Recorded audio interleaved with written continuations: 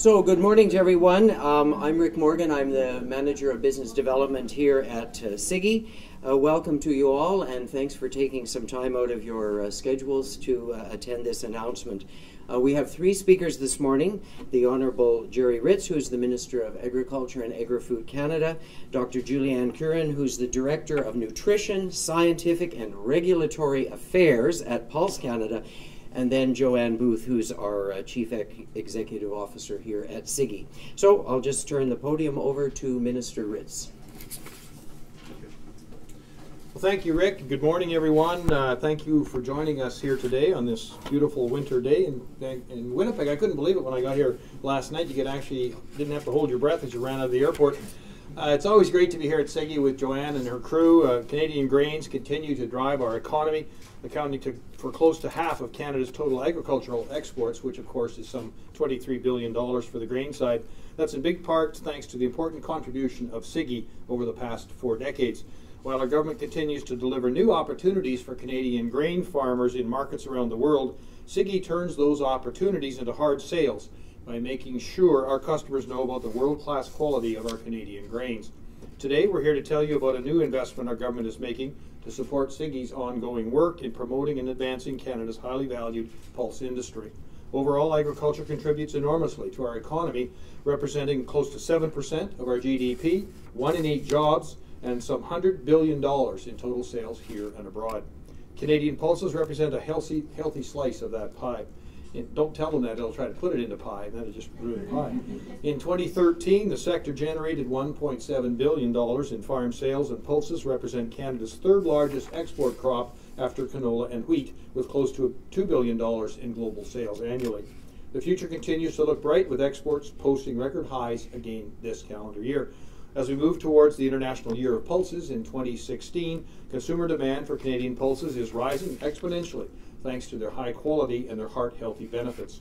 That's great news for farmers, for consumers, and of course for the overall Canadian economy. We all know that agriculture is extremely competitive. To succeed on the global stage, we must continue to innovate and to seek solutions that will drive growth and prosperity. That's why last year our government announced the launch of the new $50 million 5-year Canadian Agricultural Adaptation Program, or CAAP. The goal with CAAP has always been to help farmers and the sector seize opportunities, respond to new and emerging issues, and of course explore solutions to new and ongoing challenges. Today, I'm proud to announce that our government is investing $950,000 through CAAP to help Cigi develop new food products from roller-milled pulse flours. Our government recognizes the need to work with the pulse sector as it advances its flour processing and milling capacities. Demand for our pulse flour is growing in valued markets like China for noodles, steamed breads, and dumplings. In fact, pulse exports to China continue to be strong. This latest project builds on the success of an investment under the original CAAP of $1 million that helped the pulse sector tap into new opportunity for turning pulse crops into healthy, functional flour ingredients. Supporting Cigi to find new novel uses of pulse flour will again boost the bottom lines of our producers and keep them competitive in our global marketplace. I'm proud of our government's continued commitment to agriculture. With rising demand for Canadian crops, it's a great time to be part of the agricultural picture. I'm confident that today's further investment will enable our pulse producers and processors to capture these new opportunities, build their businesses, and grow the Canadian economy. Thank you.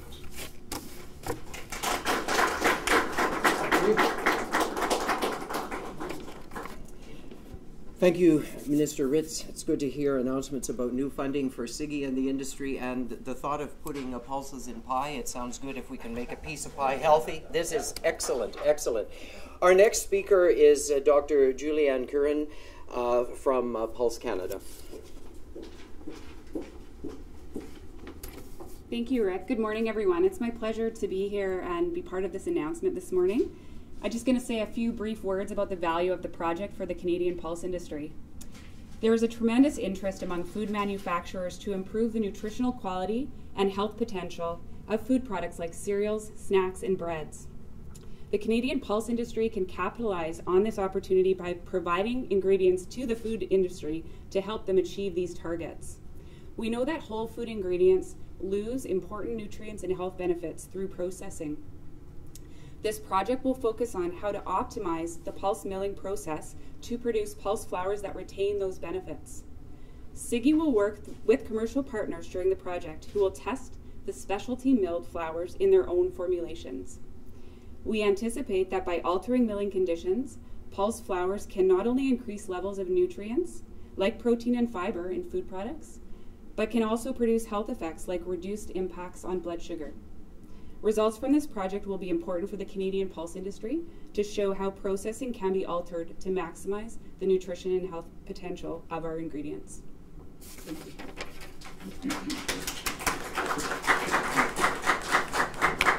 Thank you, Julianne. Our last speaker this morning is Joanne Booth, who is the CEO here at Cigi. Thank you very much, Rick, and thank you, Minister Ritz and Dr. Curran, for being here today. It's a real pleasure to have both of you here today to make this announcement. Once again, this demonstrates the Government of Canada's support for the work we do on behalf of farmers and the industry. The funding announcement today highlights another area of Cigi's expertise, working with important Canadian field crops, pulses. It was 10 years ago, almost to the day, that Cigi held the official opening of its pulse processing and specialty milling facility, which is located on the floor above us. That opening symbolized Cigi's commitment to develop a level of expertise in the processing and utilization of pulses that would complement our long work with Canadian wheat, and also support the pulse industry in their marketing and promotion efforts. Canada's pulse industry serves the needs of more than 150 markets around the globe. Canada is the world's largest exporter of lentils and peas and one of the world's top 5 exporters of beans. Pulses are known to be an excellent source of nutrition, as Dr. Curran has already mentioned, low in glycemic index, high in fiber and protein. Over the past decade, Cigi has built a body of knowledge through its pulse research activities on pulse milling and also product applications. This work shows tremendous potential that pulses have as functional ingredients in products ranging from pan bread to pasta to extruded puffs. The result of these efforts has garnered interest and support from other researchers, commercial processors, pulse growers, and industry organizations. Last year, Cigi completed a 5-year pulse flour milling and utilization project funded by the Canadian Agriculture Adaptation Program, as Minister Ritz already mentioned. And today's funding of nearly $960,000 over 5 years sets the stage for us to build on the knowledge that we gained from the previous project. This next phase of applied research, known as Advancing Pulse Flour Processing and Applications Project. As Dr. Curran mentioned, we will focus on optimizing the nutritional quality of pulse flours through the milling process and their application as value-added ingredients. Cigi's technical staff here in our milling area and in our other facilities will be working alongside the pulse team to target specific functionalities of flours and their functional applications. I'd like to recognize Ms. Heather Maskus as the manager of this project here at Cigi. And if you have any technical questions, I'm sure that Ms. Maskus or Dr. Curran will be very pleased to speak to you, which essentially gets me out of answering any technical questions. Me too. Yeah. It's important to note the collaboration in this project. We welcome this funding from the Government of Canada and the support from industry and pulse growers through Pulse Canada. We all need to work together to achieve greater uses of Canadian pulses as nutritious food ingredients. This funding provides Cigi with another opportunity to deliver on its commitment to provide support to the entire value chain and increase the use of Canadian field crops by providing innovative processing solutions and superior technical expertise. So in closing, let me again thank Pulse Canada for being our partner. And Minister Ritz, on behalf of Cigi's Board of Directors, staff, and myself, thank you again for your support on this important initiative.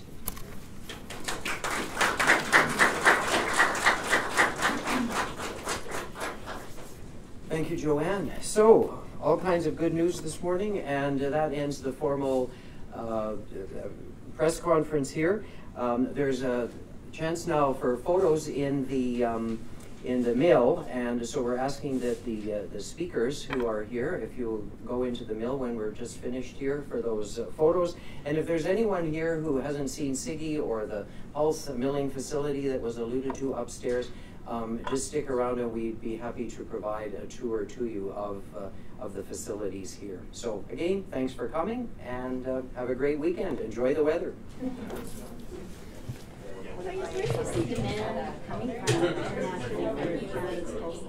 Well, there's a number of markets that have been well known over the years.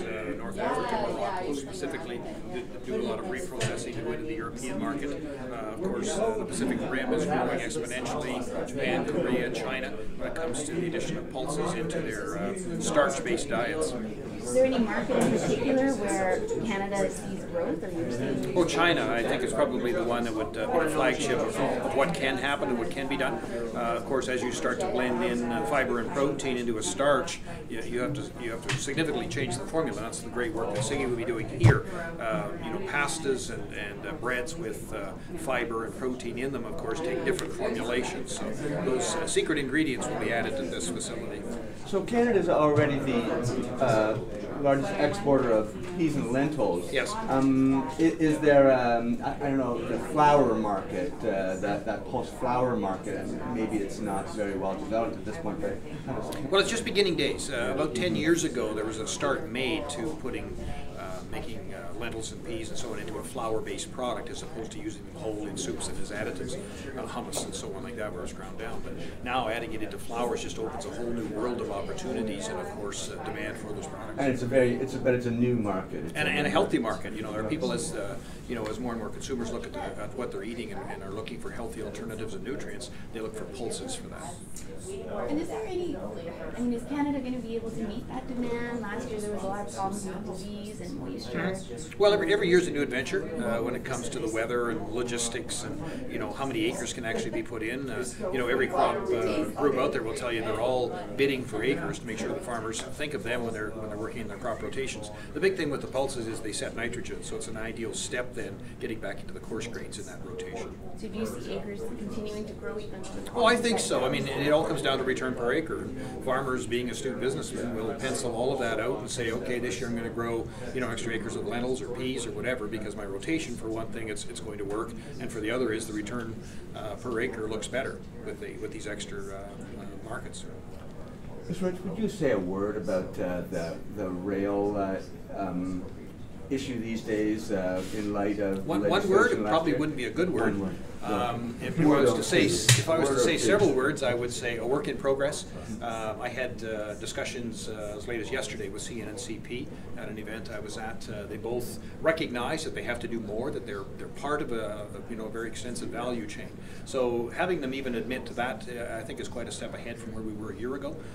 Certainly, when we look at the logistics that's been happening over the past year, the volumes are up. Now we have to start looking at value. How do we hook in the supply chain that's beyond the main rail lines? The secondary producer car allocations, all those types of things. The railways have both come together with plans on winter contingency. Of course, the weather we're having right now is a lot different than it was last year. One less excuse to hide behind, I guess I would say, if I was to be frank.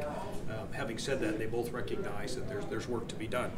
They're both talking about extensive investments in infrastructure in this coming year, which is always good. Mm-hmm. The issue on the interswitch. Interswitching, yes. 160 kilometers. Is that what was being? Well, that's the guideline. It was 30 kilometers. Yes. Now it's 160. And is that part of legislation now? It is. It was part of it was part of the original bill. CP didn't like it. They went to court to seek an injunction to stop that. They lost that court injunction. Where they'll go from there, I'm not sure. There is the ability to have a different railway pick up your cars under that interswitching guideline. Now, the railways themselves have made some significant changes. I know when it comes to the mountainous corridor running through BC down to the markets, CN runs one way and CP the other. So, outgoing freight maybe on CN, incoming freight on CP. So they're actually doing quasi joint running rights, which is the right thing to do. So they're starting to recognize that their business plans aren't necessarily separate, that they have to start to do things together and work with other railways as well. That's good. It's good for everybody. Are they meeting the threshold requirements? As far as I know, as they move forward, of course, this year's threshold requirements are different than last year. At this point, we didn't even have any. This year now we have them adjusted to what is capable, what is practical. So how is movement right now? Well, from all intents and purposes, it seems to be moving all right. There are still stories of, I ordered these cars and they showed up 6 weeks later then. That's nothing new. I've heard those stories for the 20 years that I've been involved in farm politics. So. A couple of fines levied earlier this month.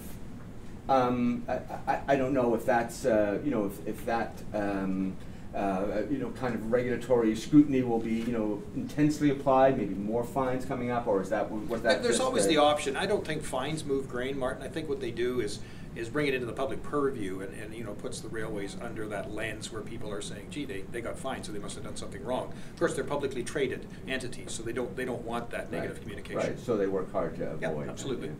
Yeah. Good. Okay, well, good one. Great, thank you. Thanks. Thank you. Great, thanks guys.